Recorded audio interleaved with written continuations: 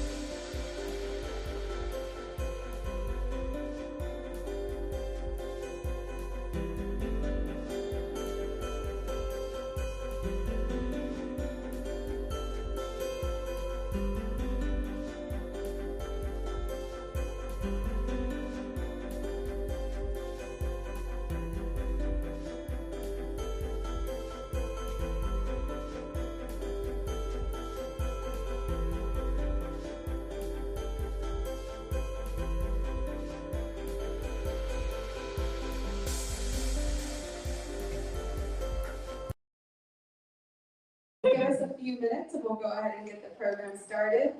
Her conversation partner will be coming in a little bit later. She had to park the car. We love conversation partners for that reason. And thank you guys so much for tuning in. We'll be starting very soon. I love how all of you went so far.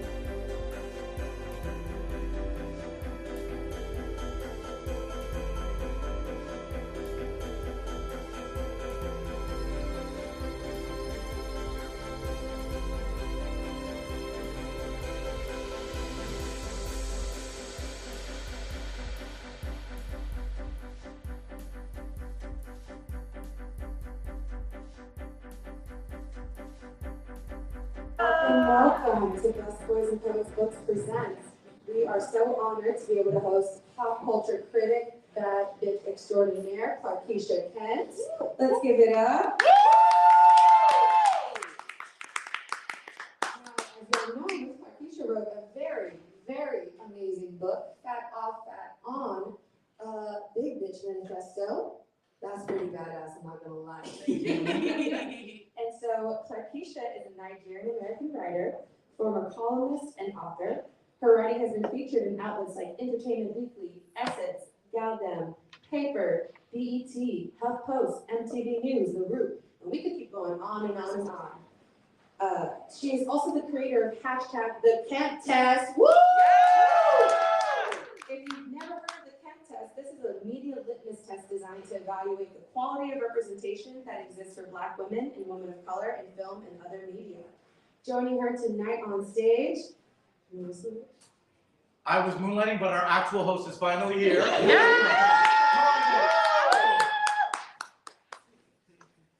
Hello, hello. Go ahead. thank you, my dear. You are very candid for that. Thank you.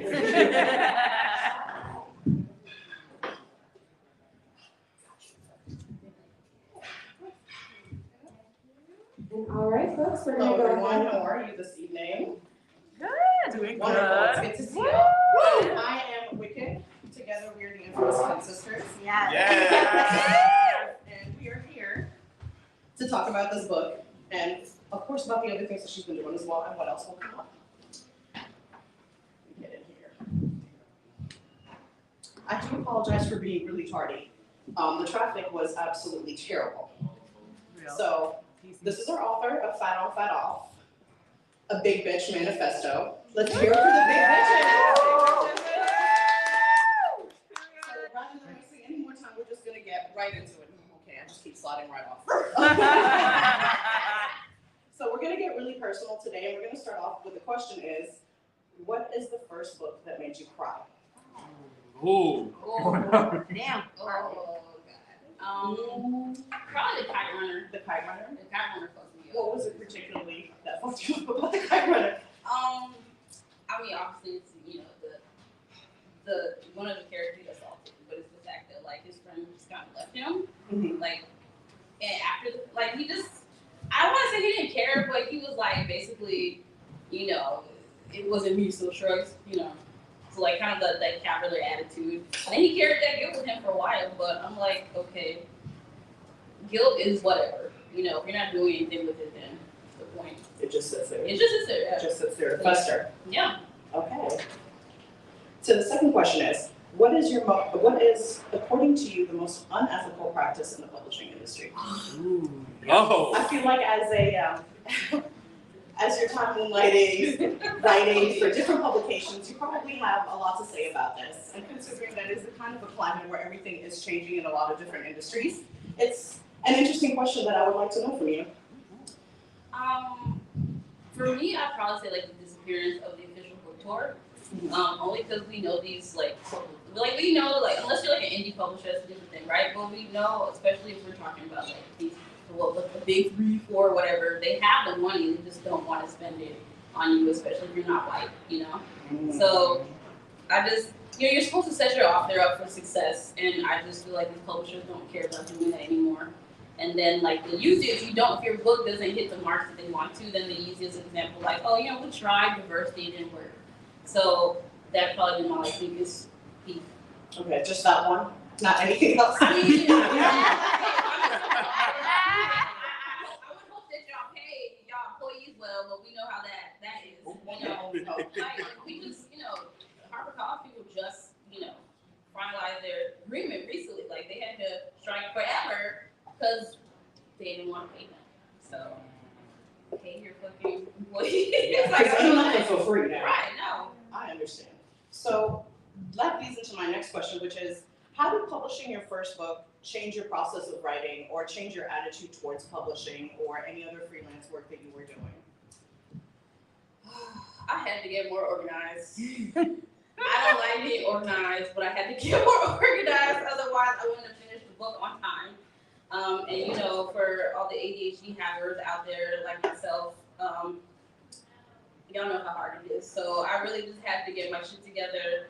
And part of that also included me like carving out an official workspace in the house. Like I couldn't do that thing where I'm taking my laptop around the house anymore. Like it was just too chaotic, and I needed somewhere to sit to like get my thoughts out and onto the computer.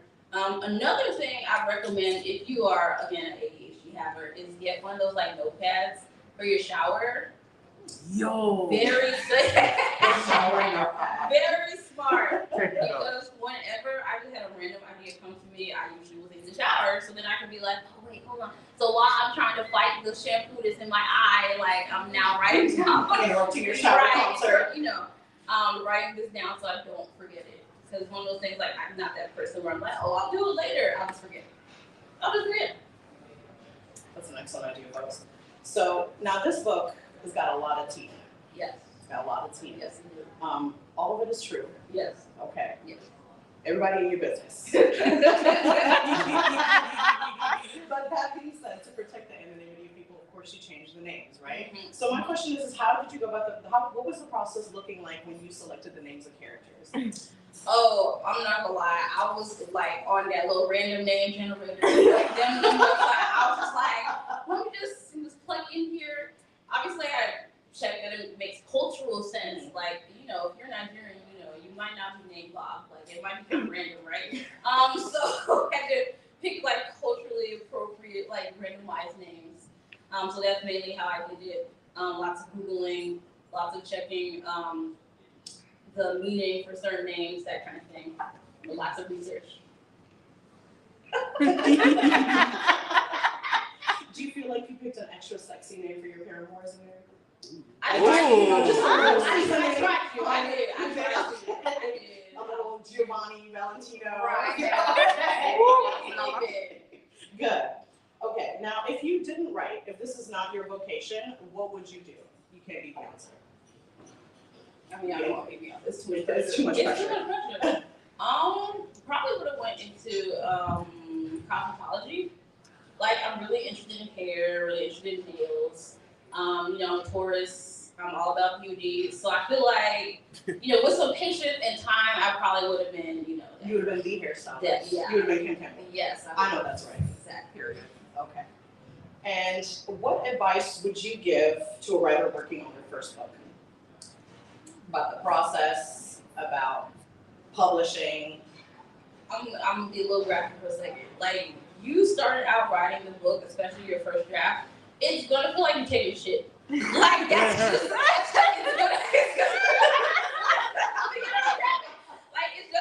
how the process feels. Like, you're just like, wow, like, I gotta do this thing, and it's daunting, and let me go ahead and close this door a little bit, because if I stink, that first draft is going to stink.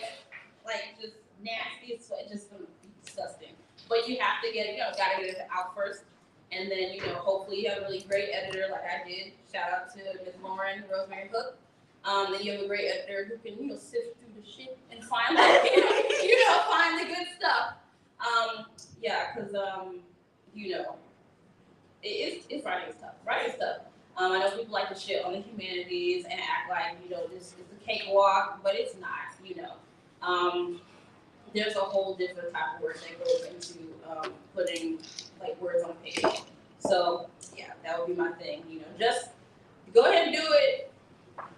Kill the perfectionist within you, because it's gonna hold you back if you don't. Yeah, you'll never achieve perfection. It's always just put out your best work, and that's what it is. It's just what it is. Yeah. Okay. What is your favorite and least favorite part of publishing?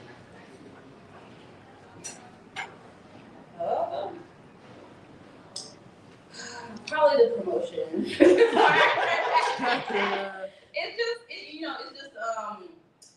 Thankfully I've been working with people who just like get me and my work and my vibe. So like organizing those events haven't been that hard.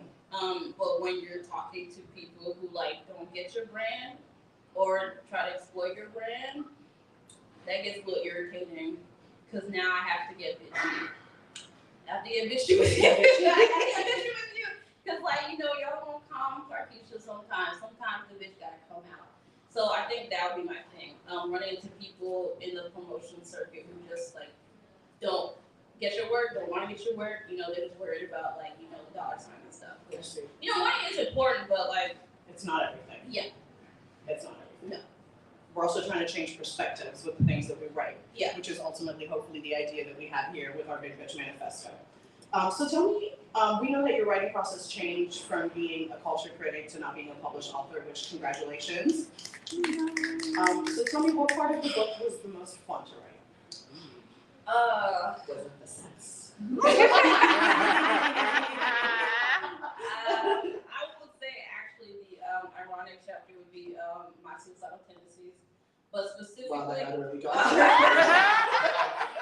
specifically, like the little story about the physical therapist, like, yeah, he's a dick, but like, it was enjoyable, right? Like that whole process, and thinking through that again and how like crazy that was. So I would say that's probably my favorite chapter. Right? Okay.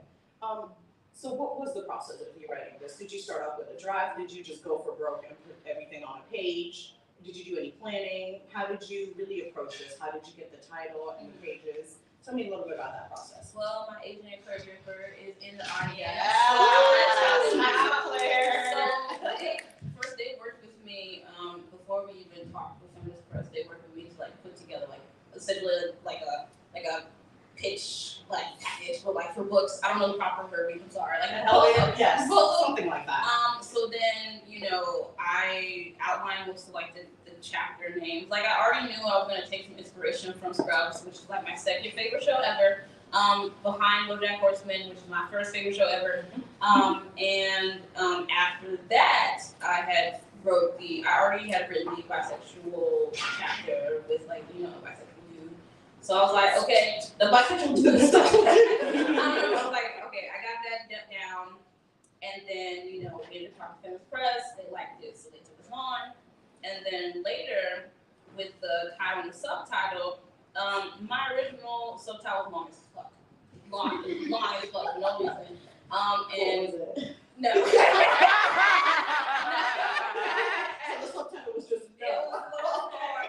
But Claire came up with the new subtitle, which was A Big Bitch Manifesto. And I was like, that's great, it's short and sweet and to the point, and now you already know what you're getting, essentially.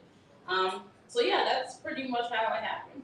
I had a really good team and a good group of people around me, so it kind of made everything a little bit easier than it could have been elsewhere. Good.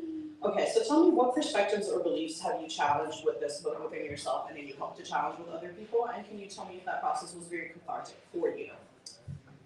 What did I challenge in myself? Definitely like ableism. That's a big one. Yeah, there's a big one because I had to revisit the chapter where I suffer like a physical disability, but also thinking about how I guess the act of being disabled is not like afforded to Black people.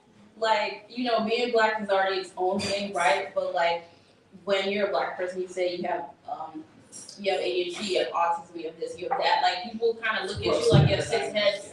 They're like, Black people have that, and I'm like, yeah, We are people, right. So thinking about that and thinking about and shout out to Sammy Shark because we had a conversation about this like a week or two ago, and thinking about how eating disorders play into that. Like sometimes for me, it's easy to forget that they are also disability, so a mental disorder. Yes. So thinking about that and also how for a very long time, I was not comfortable with referring to myself as disabled. So I had to like circle back and be like, okay, so Clarkisha, why are you not comfortable acting that way?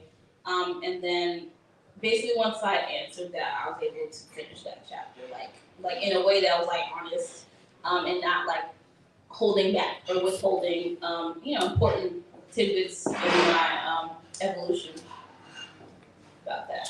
So you are a pretty vocal advocate for disability justice, or for justice in general, of course, but particularly disability justice. So in this book, you talk about how you suffered this injury and how you went on this journey of realizing how unequal the world is. Do you think that had that not happened to you, that your journey would look a little different, or this book would be a little different, or your perspectives wouldn't be as challenged if it wasn't for that incident where you really hurt yourself? Yeah, I think my life would definitely look different. I can't say for sure what it would look like, but my tearing my ACL like just changed the trajectory of everything, right? I wasn't as in tune with disabled rights, right? Like I knew she was fucked up, but like I didn't know how, I didn't know how fucked up, because it wasn't happening directly to me, right? So there was that, and then also just kind of seeing how people treat you on top of that too. So, remembering how I was in terms of like maybe being apathetic towards that particular thing. And yeah, I was just like, it definitely changed my thought process and had me looking things up. Like, I feel like if I hadn't suffered that injury, I actually wouldn't have found out I was bipolar. Like, I know there's like a lot of steps, but how did we get here? But you know, I started doing research, you know, on that, the rates of how, you know, not even the rates, but like how people, these doctors go about diagnosing us, particularly as Black people, right? Particularly as Black women. So yeah, I feel like if that hadn't happened to me, I don't think I would have cared as much, you know, if I'm being honest. Yes, and that's certainly a sentiment that a lot of Fat people share too, right? You can't get anyone to really take anything seriously without them first giving you some advice to lose weight. You know, well, I broke my arm, what's losing weight gonna do? What are you talking about? So, tell me, what risks have you taken with your writing that have paid off? Working for people or changing your perspective, because you've been doing a lot of different things. You've been doing some podcasts. You wrote, you talked about Tulsa and what happened in Greenwood. A lot of this, I think this past year, was it? It was last year. It was last year's wonderful podcast. So flat circle. So you've been doing a lot of different things outside of writing as well. So how do you feel like these risks have paid off for you? And what other risks would you take? Okay, so like, you know, as y'all know, especially 2019, I used to pitch my ass off in terms of writing these pieces for these different outlets, and usually they were, you know, culture, TV, entertainment related, right? So recently I kind of shifted from that and took a chance on myself by doing pieces that I find more enjoyable, more fun per se. So obviously I was a little scared because for me that meant essentially or probably making less money. But also the thing about, you know, putting in the work in those early years means that I can charge whatever the fuck I want. And you have to pay me. So it's one of those things like it paid off. So, you know, I could do the fun thing and also like charge for the fun thing. So it kind of equaled out in the fact that like, okay, yeah, maybe back in the day I could have done these 4 pieces and gotten it out that way, but now I can do the one and make the same money. So you know, really leaning into having more fun with writing has definitely paid off. What was the second question? I forgot myself. It was yes. What other risks would you take? Do you think that you will deviate from the medium to necessarily be something else within the arts? Do you think you'll always be a writer? I think I'll always be a writer, but eventually I do want to get into film and television. Yes. That's been like my long-term goal since I was like tiny. Because I feel like what we have on TV now is very like mid, like it's very like, you know, and then also like I'm annoyed too because I want more rom-coms. Like I miss rom-coms. I miss westerns. Like the recession type rom-com? Oh. But yeah, I miss things like that. I miss those genres. And yeah. What's your favorite rom-com? Actually, what's wrong with subject? Favorite? I can't pick just one. Is the thing. Okay, we can give 3. 3. Okay. Just Like Heaven. I like 2 Weeks Notice. Oh my god. Oh, I like Something Borrowed, and that's technically not a rom-com, but I said it's a rom-com because it's very messy. It's white mess. And I like watching white mess. It was the best movie ever. And then the male lead wasn't even that interesting either. So I didn't know what they was fighting over, but I was still there for the mess. So tell me, after this publication, right, and I know that it's only been 7 days, right, but it's something that you've been wanting to do for a very long time, and I always love seeing Black women realize their dreams, right? So can you tell me what part of you has changed, and how do you see yourself now that you are a published author? Part of me has changed. I would say patience. Probably patience in general. More or less. More or less. You know, I'm Victorian, we are very impatient. You know, I think sometimes patience is overrated. That said, with the book, I've had to start with being patient with myself because there were times where like the words would not find me. And that was really frustrating as someone who usually just has all the words, like just knows what to say or knows what to write. Like I could just start, I could look at the page and start typing, and then essentially like the essay or the piece will put together itself while I'm doing it, right? But with the book, it's not the same. It's not the same. It has to be somewhat curated. You have to, go into detail, but not too much detail, right?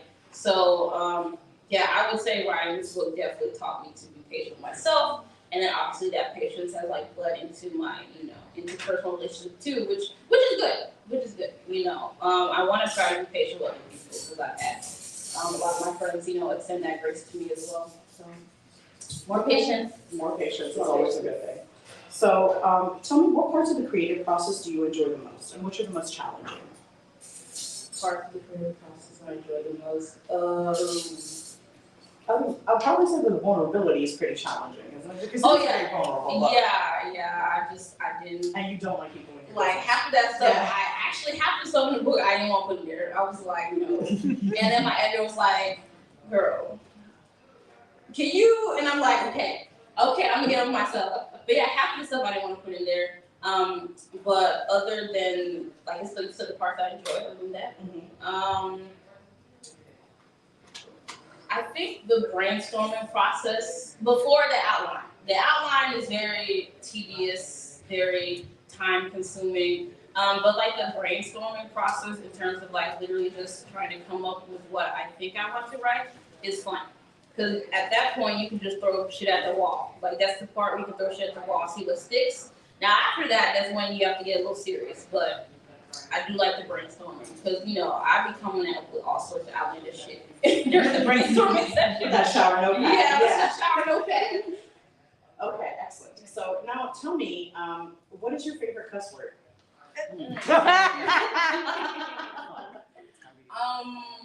Probably fuck. Yeah. It's a multi-purpose cuss word. Okay. Like you can call someone a fuck, you can say you want to fuck. You can just do a string of fucks, and people will probably know what you're talking about for the most part. Yeah, very versatile. Very, very versatile. I think my other one will probably be shit. I just think that's funny. And also, I'm not gonna lie, in my household, I come from a Nigerian household. It was funny because we weren't. So Nigerians are weird about a lot of things, but for some reason, my family was not squeamish about like pooping. So we didn't call it poop. My parents would be like, shit, and we just said it like that. So I remember going to elementary school. And I'd be like, I asked her to I need to go take a shit. And she's like, what did you just say? And I'm like, you know me, I'm not catching that as a swear word. It's like I said, my parents. Like it was not uncomfortable. That's what we said. So that's probably my other one because I don't feel the same taboos about it that people do because it was normalized in our household. So, Thank you. So, this book talks a lot about religion and what it's like going through that, but specifically from, of course, a perspective of being an immigrant child, right? So tell me, as a former church girl, are you exploring other forms of spirituality? Do you have any advice for people that are finding themselves to be really oppressed in maybe a religious household that is kind of being forced on them? Because we all sometimes we know that they aren't the most welcoming people. Yeah. So tell me if or how that has changed for you. So yeah, definitely explored like other forms of spirituality. Like I got really into tarot. And astrology, and I found some. You found the sheep house. Yeah, I found some peace there because I think I said this when I was at the reparations club, but I'll say it here again. Even if you don't technically believe in it, which believing is subjective, right? I would always encourage y'all to just take your birthday and look up your chart. Like even if you don't do anything else, just look up your chart. Like the things that you will learn about yourself are very illuminating. And then if you do decide to pursue it further or push it further, you can also learn a lot about your own upbringing, where you came from, ancestry. It's really good for that kind of stuff. So I found peace there.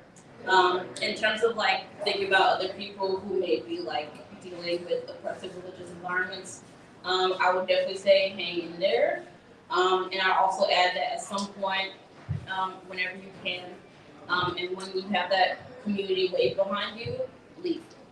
Like even if you eventually return to that particular faith, like there needs to be like an extended break. Like you need to leave and figure out if this is something you're even interested in continuing or pursuing. Need a break. You know, I would say the same about, you know, if you're in town and you're coming out of high school. Like I always encourage people to leave their initial environment, at least for a little bit, to see the outside world, but also see how you feel about that particular place, that faith, the home, religion, whatever have you. You need a break to like find, you know, I don't want to say find yourself, but find yourself. You need that break. So basically it's like the gospel according to you. Yeah. Just taking some time off to do that. Okay. Yeah. What is next for you? What's next? I have Western now I'm cooking. I've been cooking this since 2015. Don't It's about to be 10 years since I started writing it. That's terrible. But yeah, I want to do Western, and my Western is about Black female outlaw. I find that, you know, with the whitewashed genre of the Western, a lot of that history is erased. You know, indigenous people, Mexicans, they were the first cowboys. Like they like to erase that history.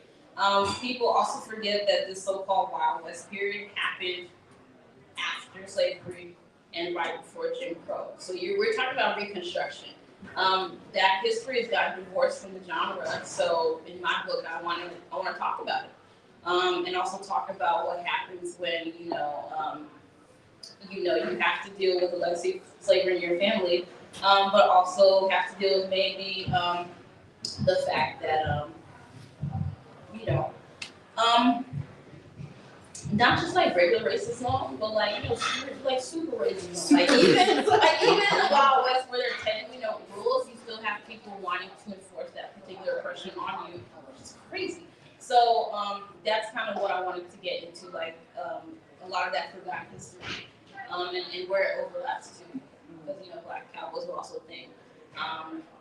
They just they enjoy erasing us, and I just want to do my part in erasing us from these genres. I heard that. Yeah. Excellent. So do you think, you said earlier that you wanted to get into film and media as well. Do you think that this book will eventually become a media project for you that is outside? It is. So initially I was going to be like, no. There aren't enough Westerns. Right. Yeah, initially I was like, no, but I spoke with my friend Kelly Terrell, shout out to her, amazing writer, and she was like, if you don't package this for a TV show, I'll beat your ass. And I'm like, okay, so we'll talk about it then. We'll talk about it. So basically after like the first initial wind down from some of these events, I'm about to go back with her and like start planning and plotting and seeing where that takes us. But yeah, I got to start with something. We might as well start with the book. Those are actually all the questions I have for you. Unless there's something else deeply personal that you'd like to share. No. So no, okay. She said you better buy the book. Well, look at that. Perfect timing. It only took me 30 minutes to park your car. I think We're there's so a game. sorry. I think there's a game happening at the Verizon Center. It is. For those, Oh. for those of you who aren't in it, the Verizon Center was the MCI, which is now Capital One Arena. Yeah. That's okay. But now I'm back and we can do a quick question and answer. Does anybody have questions? Come on, y'all. I missed everything. I was about to say somebody. I was waiting until somebody else said I just we've chatted before. Hey, hi, how are you? So you own Marvel or DC or Image or Shonen Jump or one of those things, and there's one character in like the contract of everything. Like, so whoever comes to and writes this character, like this character from now on has to not only be Black, not only be fat, but also fed at the exact same time, like for the rest, for like ever. So yeah. So what superhero would that be? Oh. Oh my god. That's a good hard. one. So many characters.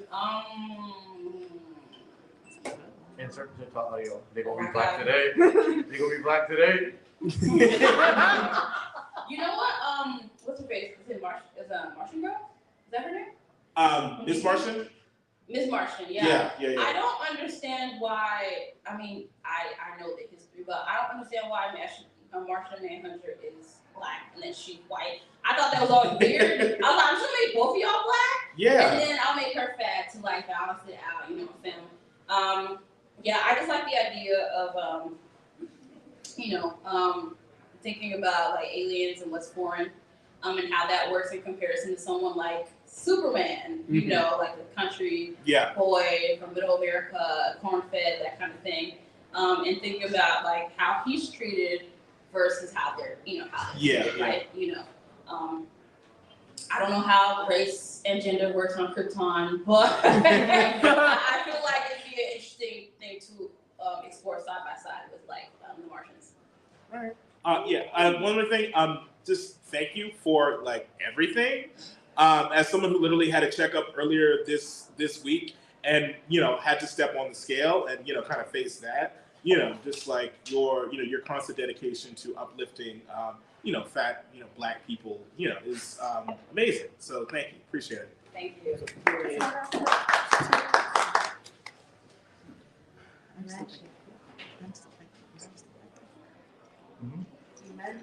You mentioned that your friend was like, you gotta make this into a TV show. What is the opening theme song? You know how Black Lady Sketch Show had Megan Thee Stallion? Oh yeah. What do you see? Okay, so if she's listening, forgive me, but because I'm about to fuck up her name, I'm so sorry. So the song is called "I'm Not Perfect, But I'm Trying." It's by a Rachel, I think she's a British singer, and she's great. She's like on the cusp of like blowing up, and I'm kind of scared because I'm like, I want to keep you off myself, but you also you gotta fly, you gotta fly, right? So that's probably the song I would use. The other song I had considered was "A Sun Goes Down" by Lil Nas. I feel like people they don't like cherish that song enough, and that song is so special to me because he's talking about time where like he wanted to kill himself, like because you're dealing with the church, you're dealing with unfortunately being in a non-white family who made me struggling culturally against queerness because of colonial history, right? Let's talk about it. So that would probably be my second choice for a song. Put some respect on my nephew's name. Any other questions? Oh, now we get it going.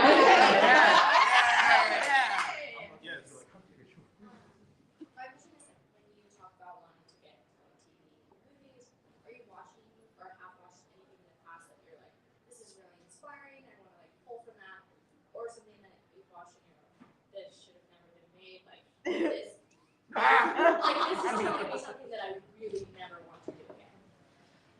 So inspirations, I would. Honestly, I love what Quinta's doing with everything. I love Abbott Elementary. I love, I love the workplace comedy anyway. I know what that means as, for a society, society thing. Like, okay, all our comedies are at work. That probably is a bit concerning. That said, I do love that show. I think she's smart, she's brilliant, and I love that she's pulling, her hometown into what she's doing too.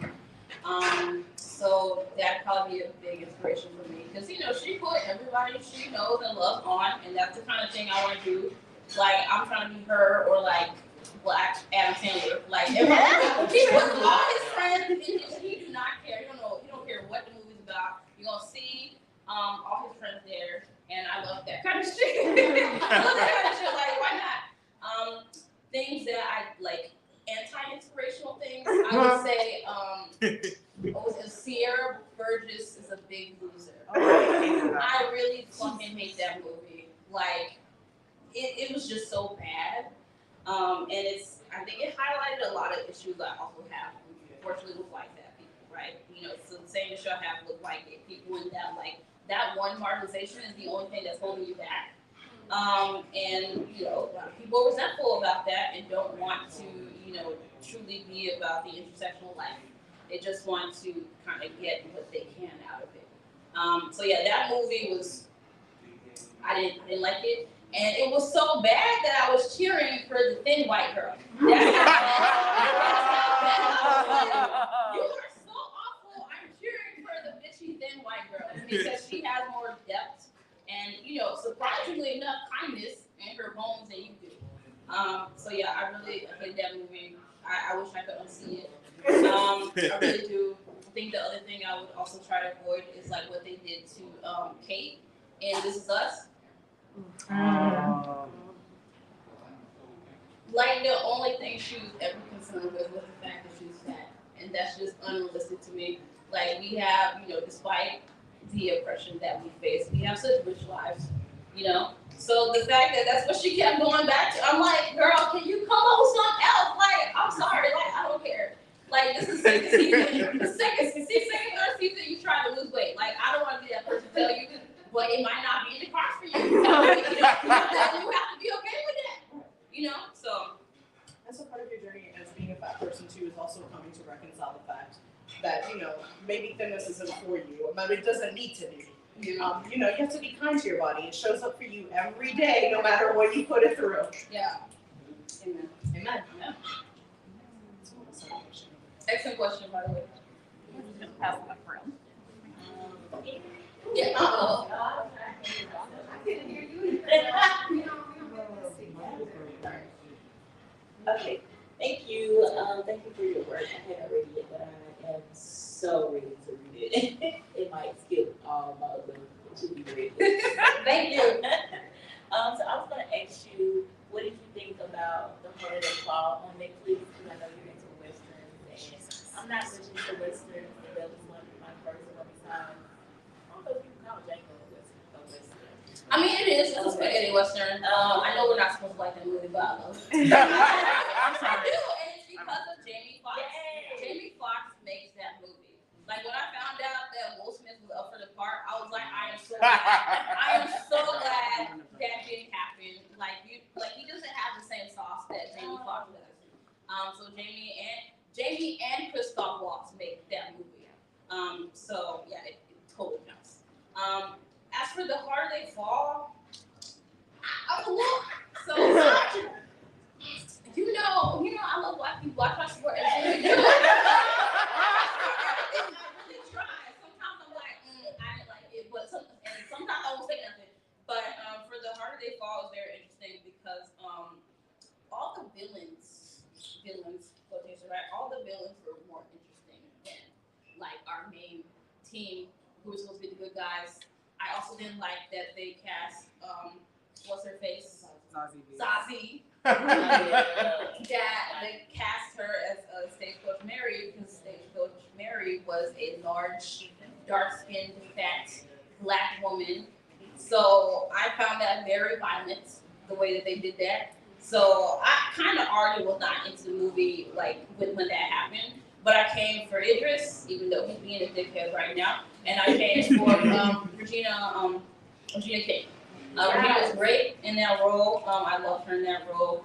But the thing that really pissed me off was the fact that they wanted us to pretend that Zazie would ever beat Regina in a fight. That was the other thing that I was like, have you seen Regina? Like, no.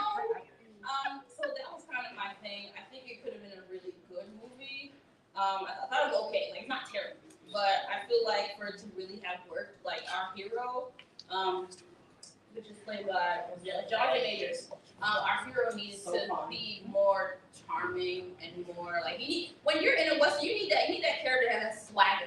Like you need that character who has that, and there needs to be some cockiness to it too, because you're out in the West, it's a hard place to survive too, like. For a reason, right? We don't have no modern technology in the West. So yeah, I was very like ambivalent about it. And if I were to go back to watch it, like I said, it's gonna be once again for villains. So by the time they end the movie and we just have the good guys left, I'm like, okay, I'm kind of bored. So what happens next? Like, Like, is this gonna get any more interesting? No? Okay. But yeah, that was my thing. I did like that they had a trans character in that movie. I was not expecting that. I wasn't. So I did like that inclusion because, you know, people like to act like they never existed until like now, you know. So I like when people include that history because, you know, like we always been here. Queer people always been here. So yeah. Yeah. All right. Thank Any you. more questions? Hi. Hi. So I have my book. I added it to my to be read literally yesterday, and then I got the email about this event today. So I was like, I have to be here. Period. So I think my question for you is, what like self-love practices or rituals or anything like that can help you go like fully step into like, this big bitch energy? Oh, so self-love practices?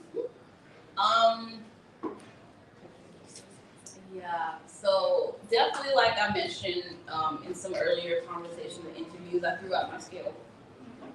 There was no way I was gonna flourish as the person that I am with that skill in the house. Because I find it like it's an antagonistic force to me. It's just like you're in the corner and you look at me crazy and you're like, you need to step on me right now so I can tell you how fat and disgusting you are. Like, I don't need that type of energy. I just don't need that type of energy in the house. And then I think other self-love things is trying to repair my relationship with food and really get into liking food again. You know, because I fucking like food. You know, I'm a tourist. Like you say, like we love the finer things in life, including food. You know, food is one of the few things in this god awful existence that make being here worth it, right? You know, and there's also artistry to food. Like sometimes I watch people cook and I just be like, this is the sexiest thing I've ever seen in my life. Pepper. Like they just put the pepper in the pan, they just sauteing it, but I'm just like, oh my god, it's so sexy. So I would say definitely repairing my relationship with food. And then other self-care things, trying to be also kinder to my hair. As you'll read in the book, you know, I got a really complex relationship with my hair. But, you know, trying to make sure that, you know, it looks good and it feels good, kind of also makes me feel good, right? So, yeah, those are my things. Awesome. Thank you. Any more questions? Y'all got outside voices? Oh, girl, I've been performing my whole life. It carries. So the book is about fatness, and like obviously your fatness is inextricable from your blackness. Have you had to contend yet with white fat people centering themselves in your work yet? And if you have not had to contend with that, how do you plan to contend with like the tension between this book is for all of us and this book is really specific about the fat femme, like Black. yeah. Yeah, so I have not yet, thankfully. I'm always grateful for that. I'm like, thank God. So that's one, but in terms of like, if it comes up and I have to contend with it, I was talking actually to one of my professor friends about this and the fact that, you know, this is a, you know, hyper-specific story. Like, if you relate to it, that's fine. But, you know, this, like you said, this is a story about fat Black femmes, you know, queer femmes and disabled femmes. So it would be one of those things where I'm like, I'm glad you related, but it's technically not for you. And I don't have any problem saying that. I'm like, you know, you can still find pieces of yourself in other people's work, but also, you know, acknowledge the fact that, you know, maybe this was not written with you in mind. You know, a lot of people don't like hearing that, but like, it is what it is. It is what it is, girl. Yeah, Period. yeah. They can always write a book about it. Yeah, they can write their own. You know, they like to use that line, so yeah, write your own. Write your own, yeah. Maybe deploying your favorite cuss word might work too. Yes, okay. Everyone's been saying thank you. I would, however, like to ask, how dare you? Have me crying on a 3 a.m. on a Tuesday. How dare you? But in seriousness, there's like a technical aspect of the book that I really adored, which is that you sort of jump between time points in your life back and forth. And that's a really difficult thing to do as a writer. You know, like M.K. Jensen does it really well, can you? For you specifically, what was that process like? Did you just write it out, or were you revisiting things as you went along? Definitely revisit them as I went along. But you know, for each chapter, I definitely have like a theme. So I'd be like, okay, this is gonna be a chapter about hair, disabilities, sex, religion. Like I already kind of had like a loose idea about what I wanted to write about. But like you said, trying to make those timelines make sense was definitely the hardest part. So that I definitely had to put like in an outline. Mm-hmm. Like, okay, I can put this moment when this happened and this moment when this happened. How the fuck am I connecting to both of them? Because they have to be connected if they're here in this chapter together, right? Otherwise, it's random, alpha random antidote. So that's how I went about approaching that. Like I made sure I had like big picture themes, but then also when I was selecting like the stories for the process, had to make sure that those stories were lining up with that theme, and not leaving any like loose ends or anything like that. And you did it beautifully. Thank you. Thank you. All right, well, I'm gonna come and share Did you have a question? One more? Oh, yeah, one yes. more. Yeah. I was going to ask, as a journalist, I'm familiar with the media industry, and I'm familiar with your relationship with the media industry. So, how do you contend, or I don't say contend, but what would you? How did your perception of in your relationship with the media industry factor into how you wrote and published it? That's a good question. I don't think this book would have happened if I didn't have such an adversarial relationship with the industry, which is very ironic, right? Because it's just, because of what I've observed, especially when it comes to like fat rep, but specifically fat black rep, I was like, yeah, I just feel like I should write something about this. Like even if it's, it's a memoir, so it's about me personally. But even in the book, I try to bring up like relevant, like pop culture examples too, to tie it all together. Like as long as we got movies like The Whale happening, then I'm gonna have to keep writing. So that's kind of how I think about it. A very love-hate relationship with media that will continue until it looks better for like all of us. Thank you. Thank you, Mo. Great question. I actually have one final question. Yes. Since we're almost done. Will you do some shots for us? Yeah. Yeah. And with that, I love that ending. We're gonna have to use that. Thank you all so much for coming out tonight, and thank you for hanging on with us despite the little delay. We appreciate all of you, especially those of you at home who are just watching with the music in the background. Y'all are some troopers. We love you. Woo! Thank you guys so much again. We have additional copies of Fat Off, Fat On available for purchase, and I'm going to switch you on the live stream. You can get them for our Eventbrite page. You can also get them at your local independent bookstore. Just don't do it from the beginning. We don't like to do it. Thank you all so much. Let's give it up one more time for Clarkisha.